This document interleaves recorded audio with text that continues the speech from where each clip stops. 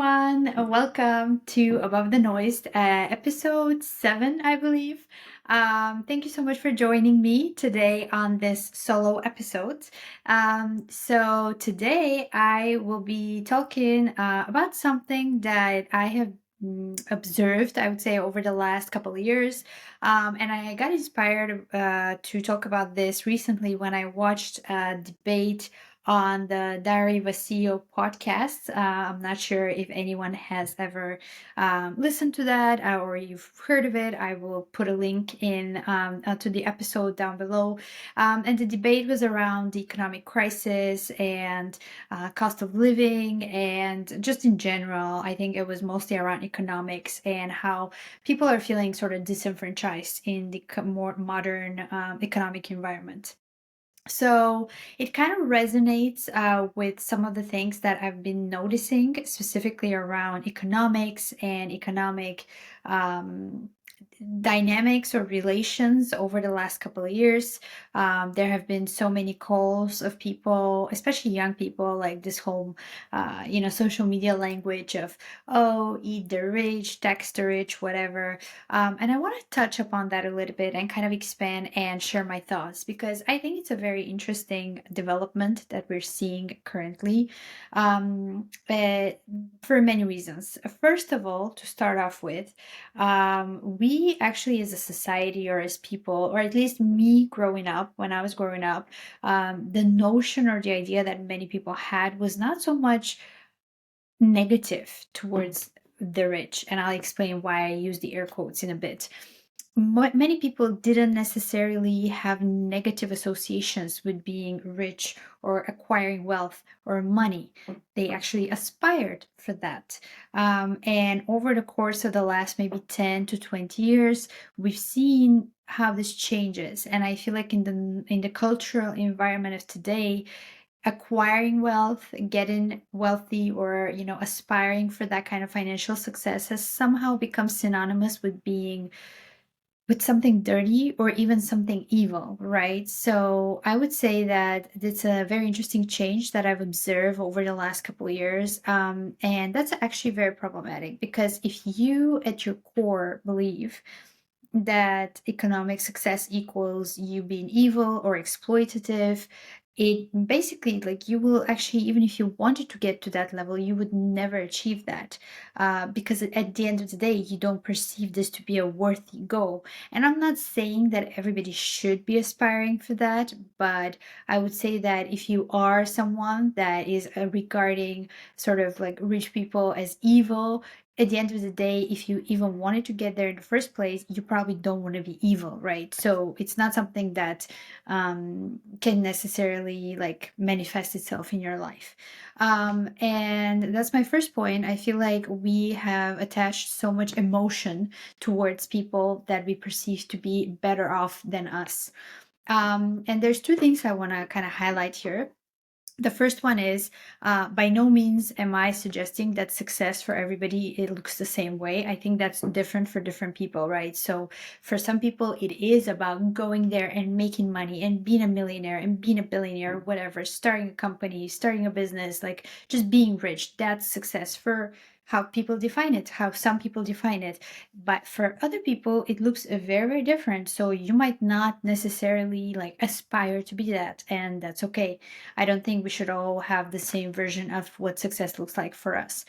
The second thing I want to highlight here is the fact that the rich, I think it's a very subjective term based on where you are in life. So if you're someone that is making 30, 40K a year, doing honest work, just kind of working, punching in day in and day out. For you, the rich might be people that are making a six-figure salary somewhere.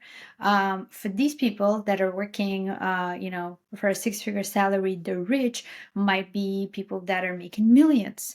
For people that are making millions, the rich might be people that are multimillionaires that have small businesses, that are small business owners. So I think it's a very subjective concept, and everybody approaches it from the point of view of where they're starting in life or where they're standing at the moment in life.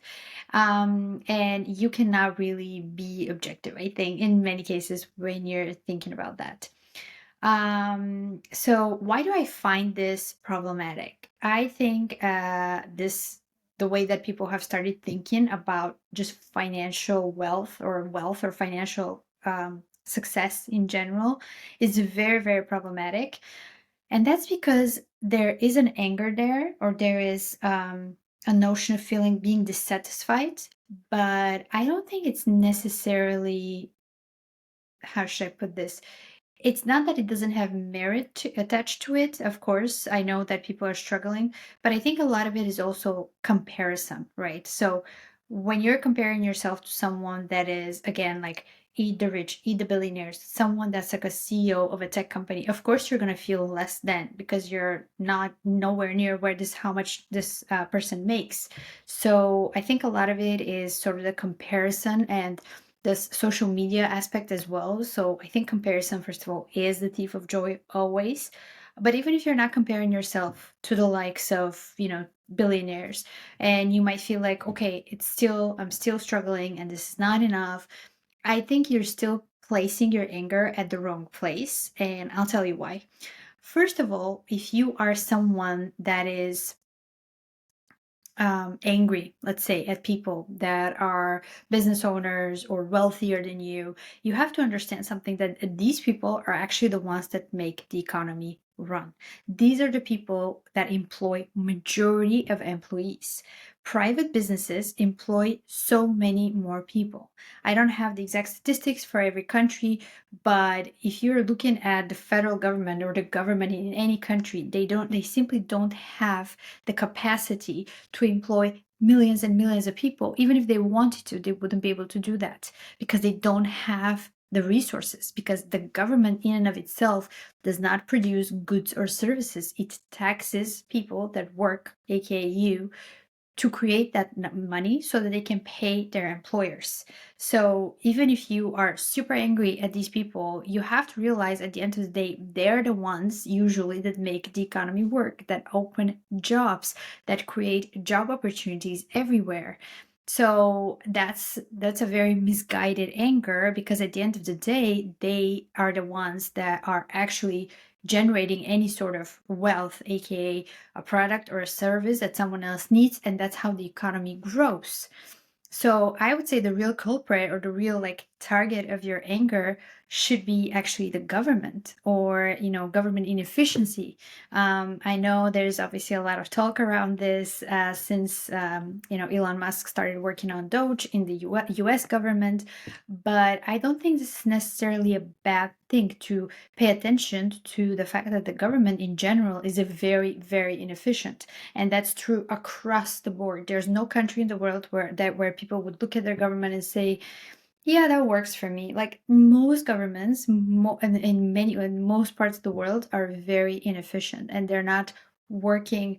Their main goal is not necessarily to serve us. I would say it's to survive. It's to take enough money so that they can, think about this like, I don't know, there was a point in time where I wanted to work for an NGO, and I realized pretty soon that they're not actually doing the work that I wanted to be there to do. Like they have to survive, they have to pay their employees, they have to pay rent, they have to keep the organization going. Most of the money that they would get in donations goes towards keeping the NGO alive. And I think the same is true for governments. Most of the money that the government gets in taxes anywhere around the world goes towards making sure the government survives. So the citizens and their own concerns become a second, like a second thought in their minds. So I would say that the anger there is not necessarily wrong. I think it's misguided. But what do you do? Because for us, we don't really get a choice. The government is the biggest hegemon out there. Like if for anything else, if you don't like your service or the product that you receive, let's say you went and wanted to get a haircut and you didn't like it, you can go and change and go to a different hairdresser the next time, or go to a different hairdresser the next time, and eventually you'll find someone that you like and is worth paying money for. And that's how the free market works. But if you don't like the government service, I mean, technically you cannot really change it because it's there. And sure, you vote in elections and things change every now and then, but at the end of the day, the essence of what government is there to provide and do stays the same. So we as citizens, I think the anger that many people feel and the frustration, I'm not denying it. I'm not saying it's like it's not there. It is there, but I would say it is misguided. So instead of holding our elected officials and our governments accountable, we are looking at people that have quote unquote made it, again based on your definition of success, and we project our anger at them when many times all they did was just take risks and create businesses, and by definition and by default created opportunities for other people. Now, I'm not saying, that's a third part here, I'm not saying that the motive of many private enterprises and employers and business owners is altruistic. Not even a little bit. Of course, a business is there to make money and to be able to survive and make profit for its shareholders. That is the nature of business, which is why there needs to be this collaboration, and there has been historically, between government and business, because if it was not for government regulation, when necessary and needed, we would probably work 7 days a week, 10 hours a day, and get no vacation, and our only role in life would be just to work hard enough so that the company would make money. So I'm not saying that government intervention is bad. No, I think it's necessary. But the entire idea of attacking people that have essentially created millions and millions of jobs all around the world, aka the business owners and the millionaires, whatever, and the rich, again, to use that term, it goes deeper than that. So it's beyond just asking them to be responsible towards their employees or the government to hold them accountable. I think by attacking this notion, or by creating this notion that somehow wanting to acquire wealth and wanting to be financially successful and wanting to sort of start something so that you can get to an XYZ amount of money in the future, if that's what you desire, is creating an illusion that this is at its core evil. So we are not only attacking, again, the rich, but we are attacking at its core the idea of merit and competence. The idea that merit and competence get to govern how far someone goes in our society. Because for most of human history, actually, it was not merit and competence that determined how far people go. It was power. It was just brutal, sheer power. Like, however strong the soldier is, however strong the army is, the strong makes someone right. Power is the currency of success in the past. Nowadays, it's not so much anymore.